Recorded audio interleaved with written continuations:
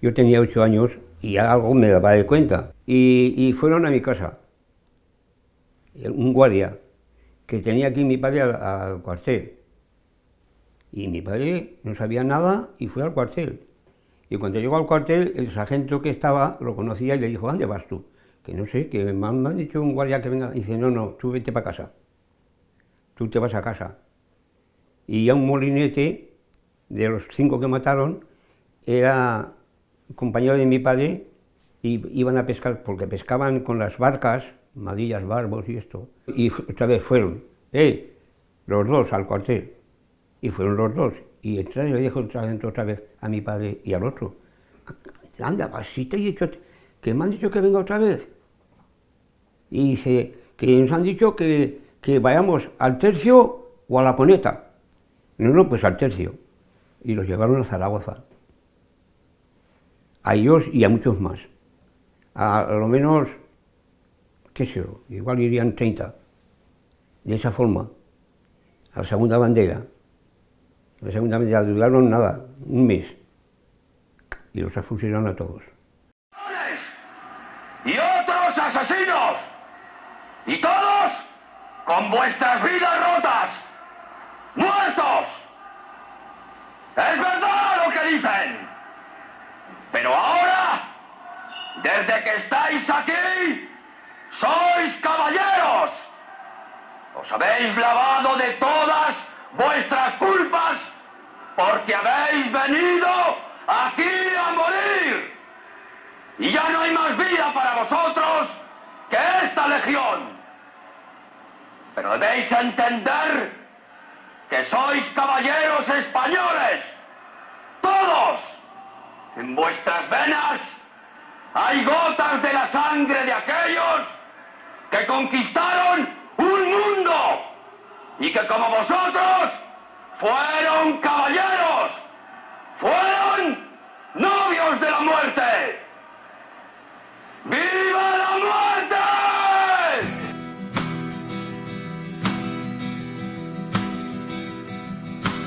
Etorkizun gehiegi daka, zama bat bailitzan buru honek, ta itotzen nauten ametsak, aspaldinik bilatu nituen, inoreltzen ez den leku bat aurkitu du. Errepide hurbilenetik urrun, han berriro ikas dezakegu arnasten, atsedena behar nuen, behar dugu. 1936ko abuztuan, Zaragoza erasopean zegoen. Izan ere, Kataluniatik zetozen zutabe anarkistek gogor jotzen zuten hiriaren kontra, eta altxatuek, kolpistek, arazoak zituzten eraso horri aurre egiteko. Kontuan hartu behar dugu, hemen zegoen Legioko bigarren terzioko bandera, Gipuzkoa hartzeko borroketan aritu zela, eta borroka horietan ia deseginda gelditu zela. Beraz, soldadu gehiagoren beharra zuten Zaragoza mantenduko bazuten, eta lehendabiziko neurria hartu zutena izan zen bandera hori osatzeko deialdia egitea. Abuztuko azken egunetan, Zaragozako irratiek etengabe egiten zuten alistatzeko deia. Are gehiago, dei egiten zieten, altxamenduen alde, kolpisten alde ez zeuden persona horiei, eta iragarri egiten zieten, izena ematea, legioan izena ematea, izan zitekela bide bat, beraiek zuten iragan desegoki hori bazterrean uzteko eta ondorioz errepresaliarik ez egoteko beraien kontra. Bigarren bandera honi Sanjurjo izena eman zizaion. Jakin behar dugu, Jose Sanjurjo generala izan zela altxamendua zuzentzeko hautatu zen generala, eta ura zuzentzera zetorrela hegazkin istripuaz hil zen. Bandera osatu zen. Osotara 700 gizon izan ziren bandera horretan antolatu zituztenak. 3 konpainia fusileroenak, beste konpainia bat ametralladorakin, eta gainerako konpainiak haiei zerbitzua eskaintzeko. Bandera hori osatzen zuten 700 gizonetatik, 300 baino gehiago erail egin zituzten, eta 300 horietatik 200 baino gehiago nafarrak izan ziren. Aste hauetan, lehenengo aste hauetan gerran, berez ez zegoen oraindik amairarik nola emango zen, eta justu kontrakoa nazionalak omen ziren horiek, bere defentsarako ikusi omen zuten beharrezkoa olako legio barnean, olako terzio eta bandera bat sortzea. Bandera sortzen da, iturri horien arabera, justu soldadu gehiago beharrezkoa zirela, Kataluniatik eta Oskaren inguruan hor ziren errepublikarrak frenatzeko edo galga jartzeko eta horrela indar gehiago izateko. Eta hau beti esan da, arrazoi izan dela edo izan zela bandera hau terzio, legioan barnean hori eratzeko. Pues mi tío estaba enfermo en la cama con fiebres maltas y lo sacaron de la cama. Lo sacaron de la cama y era el mayor de los hermanos y mi padre era el pequeño de los hermanos. Y recuerdo que mi padre me decía que lo agarró a su hermano de la mano y fue con él hasta aquí a la carretera. Y en la carretera se lo quitaron de la mano a mi padre, a su hermano, y se lo llevaron a un camión que tenían ahí al lado de donde está ahora el Banco Bilbao Vizcaya, ¿no? Ahí. Y él se le quedó la imagen, una puerta de crío que tendría 8 años, no tendría más, mi padre entonces, no tendría más, y recuerda a un señor de andosilla con una pistola en el aire así en la mano y cargando a su hermano en el camión. Pues eso mi padre ha tenido esa obsesión siempre y esa tristeza y no poder disfrutar de su hermano y pues a mí me lo contó ya pues con cierta edad, ¿no? Porque temían el contarnos, el trasladarnos esa tristeza. Lo estoy viendo ahora, montarlos en el camión.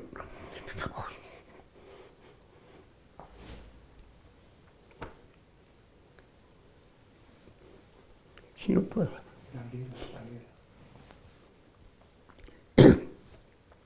Esto no es más que para que le pasa, que no, que tenía 8 años yo y verlo subir. Ay, madre mía.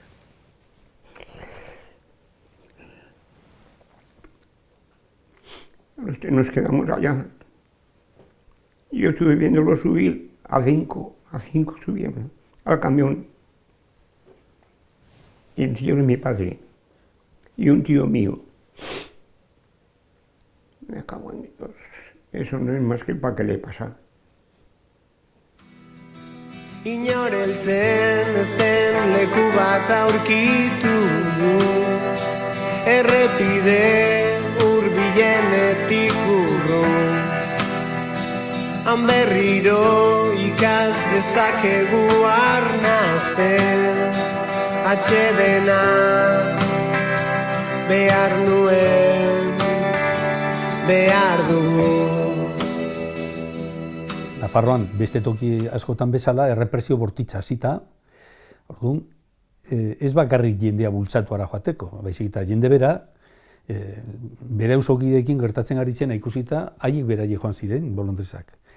Hemengo kasuan da berezia zeren gero hilketa eta sarraski kolektibo erraldo jaman zelako. Baina bolondresa pila zegoen, ez bandera honetan, beste unitatetan edo falange edo karlisten bulegoetan horra apuntaturi zirenak. Hori ohikoa da, zeren ziurazki frontean gehienentzat ziurtasun gehiago izango zutela herrietan baino. Eta azkenean da, hemen ez dakigu nola funtzionatzen ari den, edo zergatik, baina emaitzak hor daude, jendea eskutaturik alde egiten eta gero akatzen, barra, hobeto frontean egon, hemen gelditzea baino. Baziren persona batzuk esaten zietela que estaban llamados a filas. Pues, ni hain zuzen ere, nire osaba bat Joseren anaia bat zikiena, Eugenio, bazituela 18 urte, eta hori izango ziren 30 eta 18 urten artean gutxi gora bera, ez? Hasieran deitu zieten 24, 23 urte zituztenak, eta gero gaztenak eta zaharrenak. Eta esan zieten joan behar zutela Sanjurjo tertziora, gerra nazionalekin, eta hain zuzen ere nire osaba honek Eugenio 18 urtekin eta hori, neska bati esan zira, en cuanto pueda me voy a pasar a los otros para vengar a mis hermanos, 18 urtekin, baina hauek eramat zituzten zuzen Zaragozara eta ezen frentera ezen ezer. Por eso cuando mi padre empezaron a matar por las cunetas, que eran agentes más mayores, por ejemplo el alcalde, los señalados, pues claro, ellos ya se juntaban un poco. Y claro, les dijeron que a la cuneta o a defender. Y ellos fueron a defender a Zaragoza. Los llevaron ahí, por la barca. Los llevaron, que lo he dicho en todos los documentales, los llevaron uno solamente, entre tantos que fueron, a la estación, al tren, y con una escopeta, no con fusil, con escopeta. Baina ziurazki, Zaragozatik ikusita horrelako premia zegoela, ziur, horrelako agiririn bat izango zela. Jendea ekarri, bereziki egun hauetan, hori eraturik gelditu behar dela, eta gatazkan sartzeko prez lehenbailen, eta bar. Baina herri askotan jendea bolontreza aurkeztu zen. Horretan, badira, Sanjurjoren kasuan, herri batzutan jende mordo bat joan zela. 3 edo 4 herritatik jende mordo bat joan zela, eta hor ziurazki, tokian tokiko agintari edo Guardia Zibilak kasu honetan bultzatuko zutela alkateekin batera jendea apunta daitezela.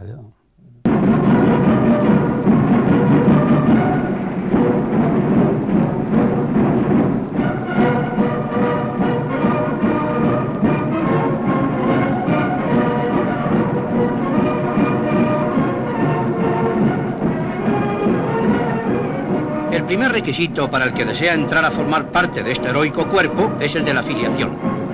En Marruecos, Diario de una bandera, escribió Franco acerca de los futuros soldados. La Legión les abre sus puertas, les ofrece olvido, honores, gloria. Se enorgullecerán de ser legionarios, podrán ganar galones y alcanzar estrellas, pero a cambio de esto, los sacrificios han de ser constantes. Serán para ellos los puestos más duros y de más peligro.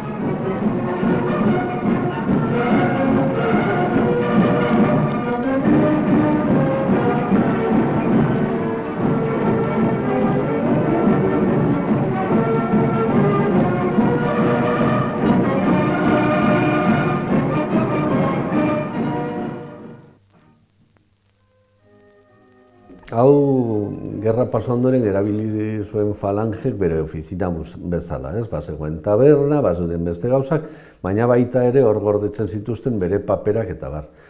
Eta gorpuak atera genituenean edo ezurrako bezana, erabaki genuen zenide guztien artean ateratzea hemendik lurra ematen baino lehenago. Eta orduan egon ginen hau bazegoen ja utzita, eta egon ginen pizka bat garbitzen eta bar. Eta ara nun, garbitzen aurkitu genituen paper batzuk, eta paper batean esaten zen mandarnos gente para el tercio de San Jorge, pero que no sean falangistas auténticos. Noski, aririoak zure alde jartzea eta bere lagunen kontra aritzea arriskutsua. Eta arriskutsuago oraindik denak batera edo horrelako antolakuntza militarrean gehiengo bat baldin bada. Hori ziurazki, Dakit nola egingo zuten, baina badirudi beldur hori izan zutela. Tertzioaren edo bandera honen gehiengoa justu errepublikarra zela. Nafarroako behartutako voluntarioak Zaragozara iritsi zirenean, kasu askotan atzera bidali zituzten. Batzuk fisikoki ez zeudelako borrokarako, ez zeudelako legioan parte izateko. Eta beste kasu batzutan, zaharregiak zirelako. Sartaguden kasuan esate baterako, bidali zituzten guztietatik bueltatu zituzten 32 lagun. Karo, herrietara iristen zirenean, topatzen zituzten eskuinekoen ongi etorria. Mehatxuak, irainak eta errealidade horrekin egiten zuten topo.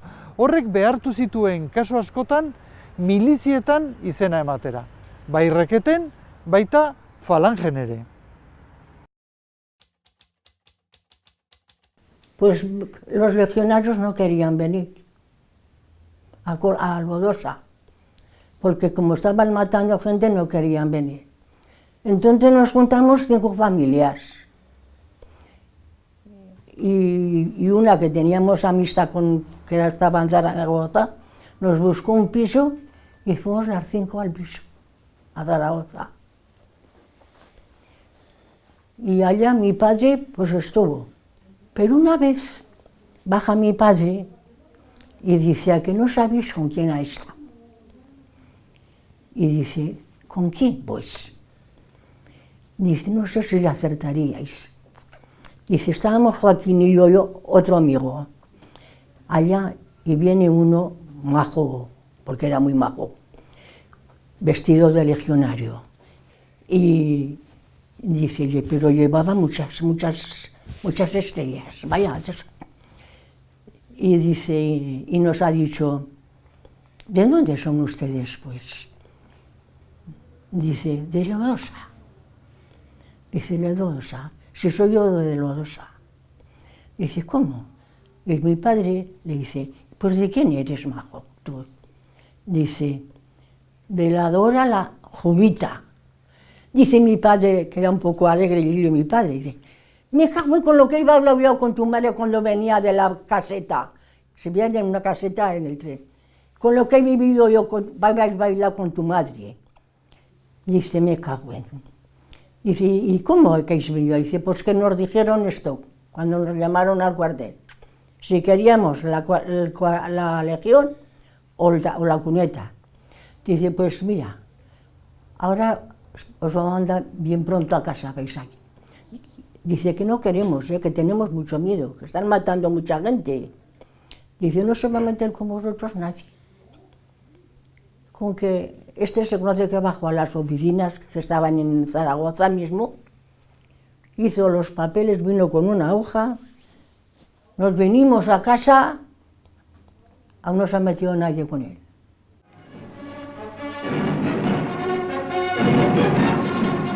Algo se le ha caído al suelo. Es una fotografía. Al hacerla pedazos, como un símbolo, rompe con el pasado. La instrucción comienza. En la explanada, el pelotón.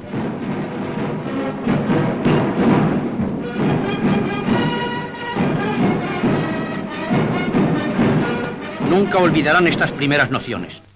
En el periodo de instrucción, los ejercicios de tiro, el lanzamiento de bombas de mano, los asaltos.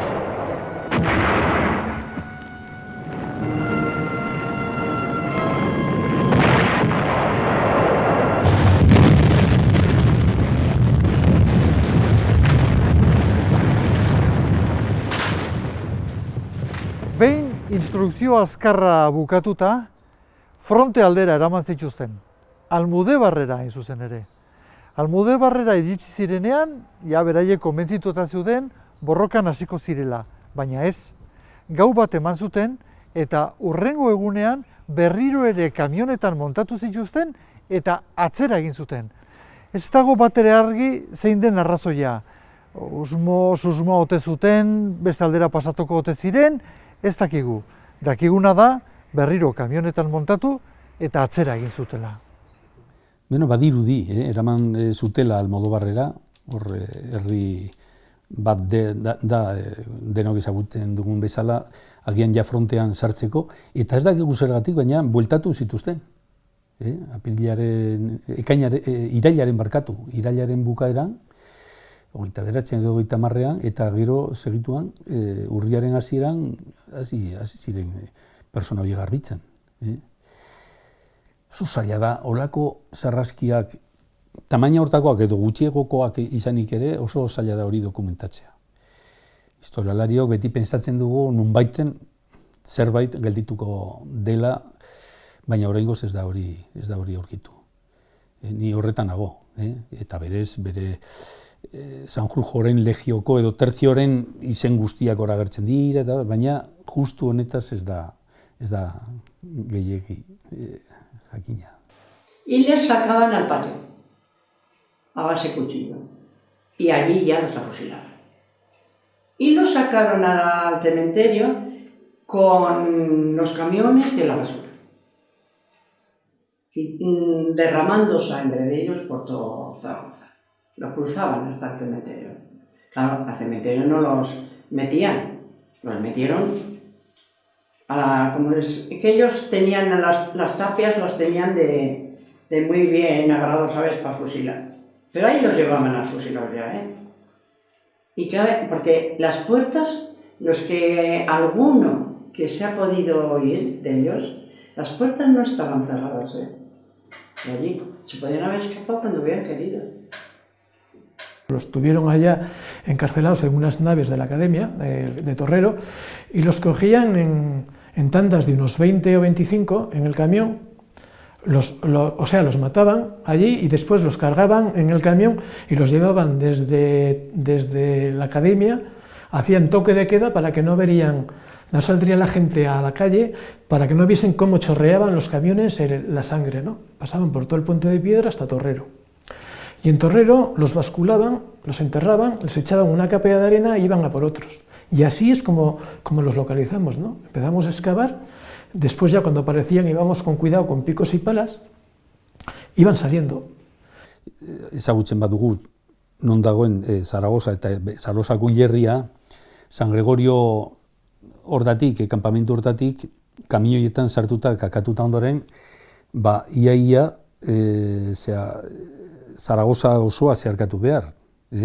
Arrizko zubitik, gero jaten zara, gero Espainiako parantza ditzen dena, independentziaren paseabidea, eta gero hor Sagasta etorbidetik iristen zara auzo batetara, Torrero. Eta hor dago Gartxela eta aurrean hilerria. Eta, imaginatu, kamioietan, azken finean, eramanak azkenean kriston eskandalo izan zen. Zeren bazi joan, odola, jarri eta botatzen kamioiek eta eskandalo handi bat izan zen, eta badirudi. Horregatik ere moztu zutela edo beste modu batez egin zutela. Baina ja hortarako, ezagutzen ditugun hildakoen kopurua egina zegoen hori.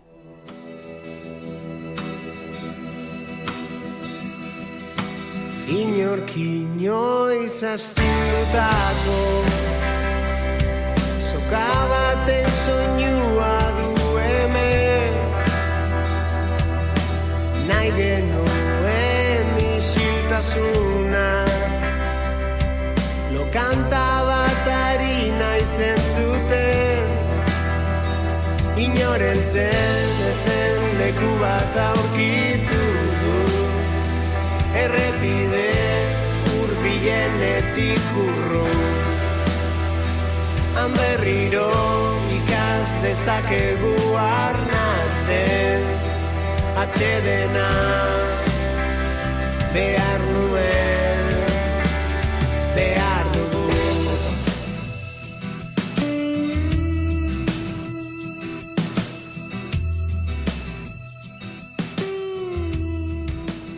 Luego hicieron algunos papeles que nos iban a dar los reales y querían que firmaran que habían sido muertos porque se habían rebelado, por delito de rebelión. Estas otras dijeron que no, que eso que no lo firmaban, que era mentira y que no. Algunas firmarían, pero estas no. Con que ya luego se firmaron que habían sido desaparecidos en territorio de Zaragoza. Eso es verdad, claro. Desaparecieron. Pero encima porque se habían rebelado. A hombres que les quitaron las armas y luego los acaban a matar. Que se supo por uno que se escapó de Marcilla. Y si lo están matando, echó a correr y ya se ve que le tiraron, pero no le alcanzaron. Nik ezagutu nuen hor tertzioan zegoen persona bat. Eta justu da alde egin zuena. Felipe Marín. Deitzen zen gaztelania esaten bezala 7 vidas. Eta hoa fusilaturik eraman zuten, beste asko bezala, eta bere anaiarekin. Hor zegoen, bezarkatuta, eta bera kontatuta, humorez kontatuta, berak entzun zuenean kapitainak edo teninteak, soldadui esaten zila prestatu, eta ja, zua hitza egin baino lehenago, buelta eman eta hasi zen korrika bizian, zeren hortarako oso doia zen, oso gaitasun handia zen. Alde egin zuen, Felipe Marín Marcillakoa, eta hor egon zen eskutaturik Aragoi ibaia pasa zen eta Martxillara iritsi zen. Hor eskutaturik egon zen, etxean edo etxekoek eskutatu zuten, eta denbora pasata, hau nolabait, lasaitu egin zenean, etxekoek hitz egin zuten, Guardia Zibilaren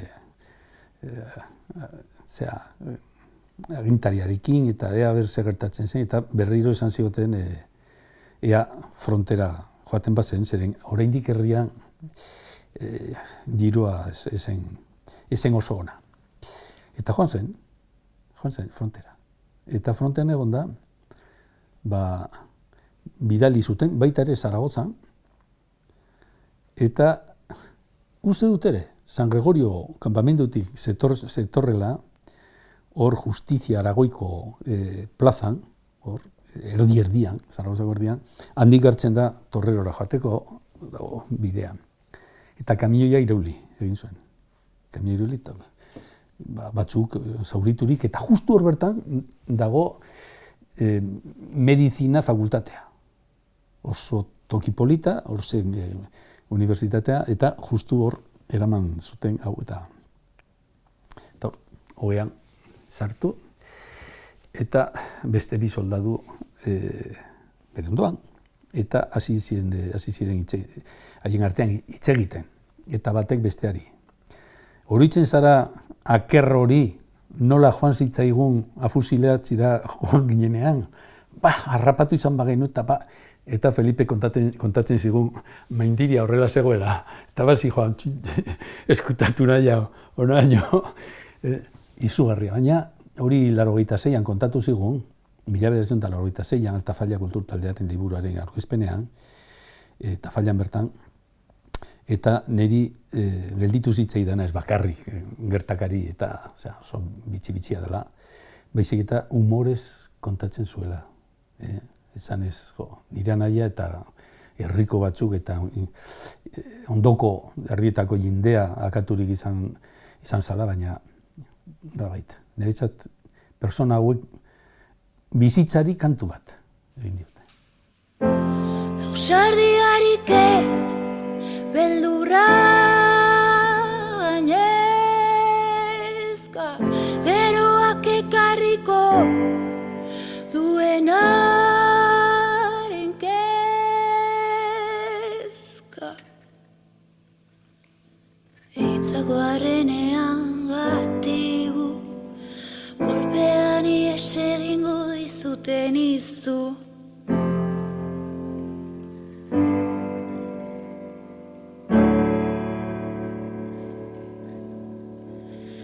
Inertzia gida zaitzan utzi duzu, ustez bizirauteko, guztiz ez ondoratzeko.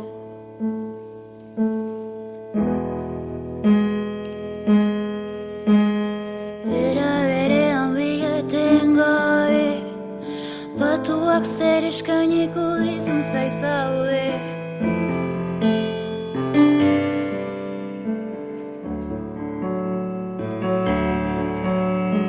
Horrela jarraituko duzu maite, barrura begiratzen Galtzen hasten zaren arte. 1979ko otsailean, Nafarroako 16 herrietatik etorri ziren ona 601 familiar inguru haiek galdutako familiarren gorpuzkiak eskuratzera. Izan ere, Sanjurjo Terzioan eraildako nafarrak hemen zeuden danak lurperaturik. Hemen zegoen hobiak 500 metro luze zituen eta 2-4 metroko zabalera. Baina ez haiek bakarrik. Egon baziren beste batzuk ere bai. Bai frontean, gerra garaian, eta bai gerra ondoren ere erail zituzten personak, batzuk fusilatuak, besteak bestela hildakoak, hemen zeuden lurperatuak hoiek ere. Kalkulatzen da osotara 2700 persona inguru zeudela hobi honetan lurperaturik. Nafarrak izan ziren haien familiarrak berreskuratu ahal izan zituzten bakarrak, gainerako hezurrak hemen gorde zituzten panteoi batean. Baina nafarrak gorpuzkiak hartu eta etxera bueltatu ziren haien familiarren gorpuzkiekin. Ausardiarik ez, beldurra gainezka, eroak ekarriko duena. Dieron voces que los autobuses de los pueblos que vamos a recoger los huesos esperaríamos en la entrada de Zaragoza. ¿Sabes tú lo que es ver? La policía delante, parando toda la circulación y todos los autobuses en Riola. A mí aquello me impactó. Toda la gente parada, toda la gente mirando, y no sé cuántos autobuses, muchos, porque no eran los de aquí, había los de muchos pueblos. Y toda una riola de policías en moto, parando la circulación y pasando. Aquello te ponía un nudo aquí que no podías hablar.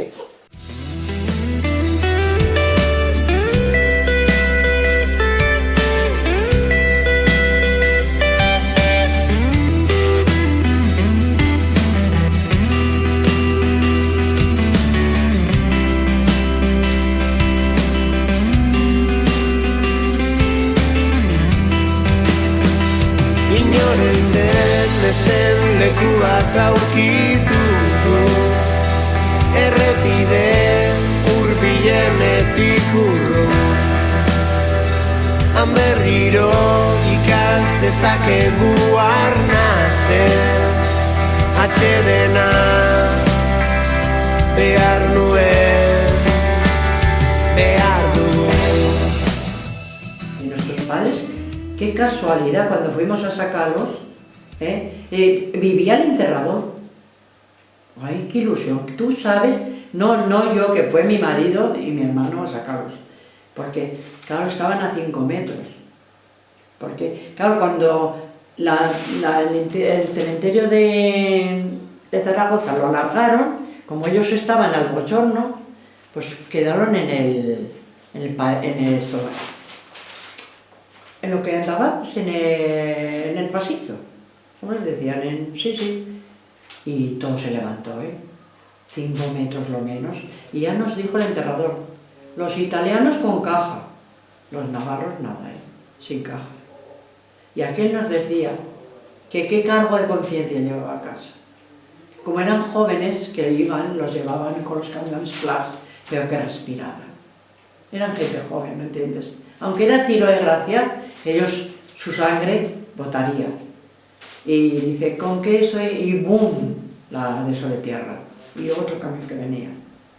Y él se emocionó menos a todos los hijos, este hombre. Y nosotros a él, porque por él supimos todo allí. Tuvieron que apalancar las paredes del cementerio, porque la bandera Sanjurjo, luego enterraron la bandera Sanjurjo y agrandaron el cementerio. Entonces, al decir aquí están, la pared del cementerio se venía. Tuvieron que apalancar toda la pared con todo el estado todo de nichos con gente muerta. Y tuvieron que apalancar toda la pared y abrir la zanja en medio para sacar toda la bandera Sanjurjo. Y entonces, en uno de los cadáveres que sacamos, lo sacamos completamente entero, que me tocó sacarlo a mí.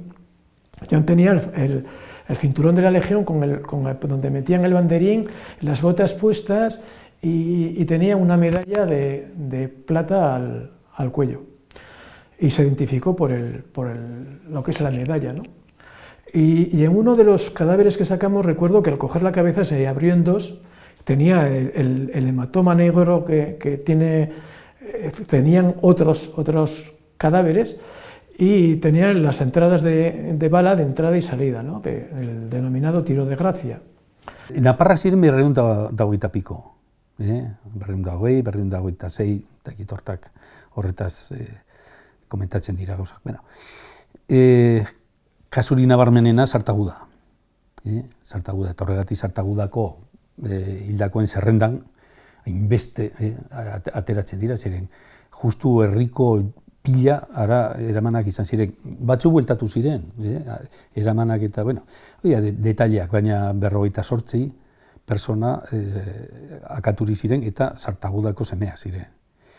Gero badira Zangotza, Erriberri, Lodosa, hor, baina Sartagudakoa da laurden bat. Hildakoen kopuru horren laurden bat, asko.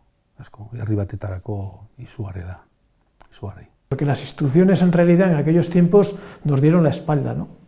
Era todo gesto de la familia, gesto económico, gesto de trabajador, gesto de trabajar para sacarlo.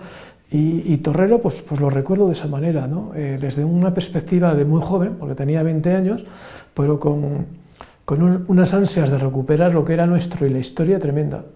Tremenda, pues porque así como era joven y yo no había conocido a mi abuelo, pues tenía siempre las ansias de ver algo de mi abuelo, ¿no? Así como nosotros habían vivido con ellos, de ver algo de mi abuelo, pero sentía la mezcla de tristeza, de abatimiento a la vez, de pensar ¿y por qué? No comprendía las salvajadas porque veías huesos que incluso les habían torturado, les habían roto las piernas y se veía que se le habían cosido con un alambre. Veías a gente que había sido apaleada, que se veía, y yo pensaba ver el porqué de esa canallada, de esa animalada, y sentía a la vez que satisfacción, porque ya los habíamos encontrado, la tristeza de que mi abuelo estaba allí y a mí me habían privado de disfrutar de él. No solo ya a mi madre le habían quitado la infancia. Yo he visto en mi casa siempre el shh, que no se enteren. Y me acuerdo que un chico joven, pues un chico como tú, poco más sería, llevaba una maleta de madera y dijo, bueno muchacho, yo ya me llevo a mi abuelo. Uf, y había un montón de huesos. Pues nosotros si fuimos para 7 o para 8, pues nos dieron 7 y 8 cadáveres. Por lo menos te traías, a lo mejor los críos fueron a otro sitio, pero sabías que los traías a enterrar. Bajé 2 veces cuando los estaban sacando y luego bajé a buscarlos con el autobús. Y cuando llegué allí, estaban ya, claro, los habían puesto todos curiositos de los restos, y a mí me hizo una impresión que me costó estar todo el día mal, porque es que ver tanto cráneo, tanto... a mí aquello fue demasiado, eso sí que nunca lo olvidaré. Además, ahí fue una cosa curiosa. Un señor de Cárcar, que cuando sabes, lo conocieron porque tenía una prótesis en la pierna y salió una pierna con una prótesis. Y supieron que, claro, era el padre. Ahí estaba. Era una mezcla, era una alegría por tenerlos, por traerlos, pero a la vez teníamos un dolor tan inmenso, todos jóvenes que eran, porque eran jóvenes todos, 20 y tantos años, la mayor parte de ellos, algunos solteros. El estar de rodillas allí frente al cadáver, a los cadáveres que veías allí y a los familiares mayores, porque tenemos que darnos de cuenta que en esos actos de sumación la mayor riqueza es el mayor que tienes a tu lado. que lo está sacando. Eso es historia viva, eso es historia pura, eso es lo más grande.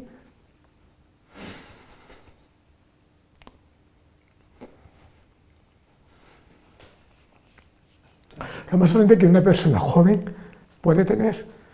Que te digan, un señor que se puso, no me acuerdo de la población que era ahora, que se puso, le dio como un vaído a la mía, le digo, es la mayor, dije, vamos a sentarnos y nos fumamos un cigarrillo los dos, y me contó su historia, ¿no? Que tenía 3 hermanos que habían ido, y él que tenía que haber estado allí, con sus 2 hermanos, y que contó cómo los habían aniquilado, ¿no? Había como un cuarto en el cementerio, no sé si era sacristía, no era sacristía aquello, no sé, un cuarto era, y había una tabla así, que mira, y allí es donde estaban todos muy curiosos puestos, muy curiosos, con mucha delicadeza, se ve que los habían puesto, y bueno, a mí todos los cráneos allí puesticos, y eso a mí aquello me sobrepasó. Ni oso gaztea nintzen eta bazen oso hunkigarria eta batez ikustea nola sentitzen zuten seme alabak oraindik bizi zirela gehienak, ez? Pues hori haientzat zen arantza bat bezala hor sarturik, ez? Jakitea, zure aita hil dutela, gainera egin dizute ez dakizen bat perreria gaztea zinenean, ez dakizer, eta ez dakizu oso ongi non dagoen. Pues ja gutxienez, bueno, pues ekartzen dituzu ezurrak eta haiek sentitu ziren liberatuak bezala. Al principio nos montamos en el autobús y fue como un silencio un poco sepulcral así. Pero después ya empezamos a hablar y a comentar y bueno, subimos todo el camino hablando de uno, de otro, de lo que hicieron a uno, de lo que hicieron a otro, fue como una liberación. Batzutan izan dugu, eta gu baino gehiago, nire ama eta bar sentimendu hori, esatea, nire aitona gaiztoa izango zen, claro, gu genituen hezkuntza zen dena, hau ez zirela denak oso txarrak eta bar, eta pizka bat esateo, barkamena bezala eskatzen, ez? Badakigu izan zaretela honak, eta gero hori, posa oso ondia. Batez ere, ama eta posa ikustean, posa oso ondia. Guk ez dakigu, baina gure sentimentua da hemen daudela. Eta eman zitzaiela, ez behar zuten guztia, baina pizka bat bai.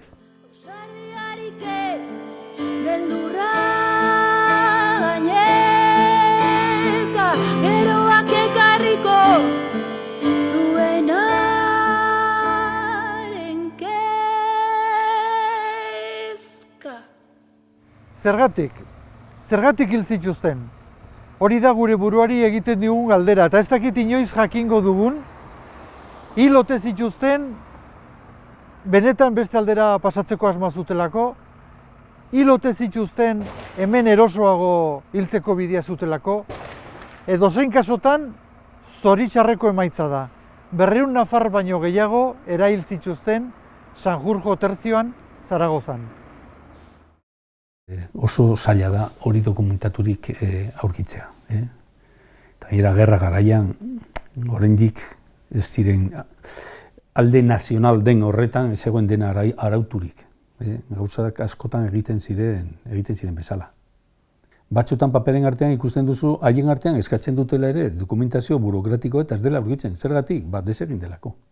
Ez nahita, gerran daude, hor desagertzen dira. Dena den frogatuta dago beti dagoela ematen duena baino gehiago.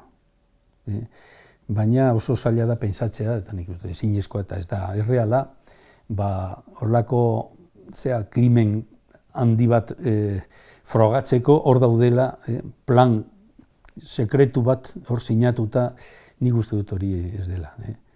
Nafarroan 3.008 pertsona afusilaturik izan baziren, bakarrik 40 bat epaiketa baten bidez eta ondorioz afusilaturik izan zirela. Orduan, ez dago ez da dokumentu bat ere non agertzen den persona horiek desagertuak izan zirela. Zeren, asuntoa da, gerra honetan errepresio masiboa egin dela. Batzuek pentsatzen zutelako,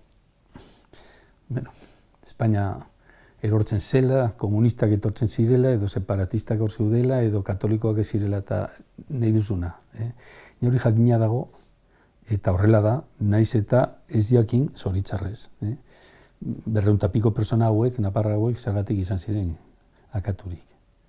Arazoak, omen ziren horiek, konpontzeko, bide zuzena da, persona horiek, gu ez garenak, akatsa. Agian oso simplea da, esaten dudana, baina hori da agertzen dena, hori da fascismoa. Hori da fascismoa. Ausardiarik ez, beldurra gainezka, geroak ekarriko duenaren kezka.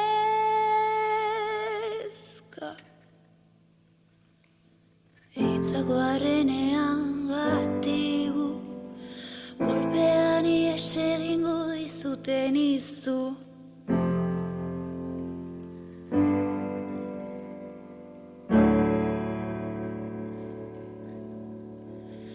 Inertzia gida zaitzan utzi duzu, ustez bizirauteko, guztiz ez ondoratzeko.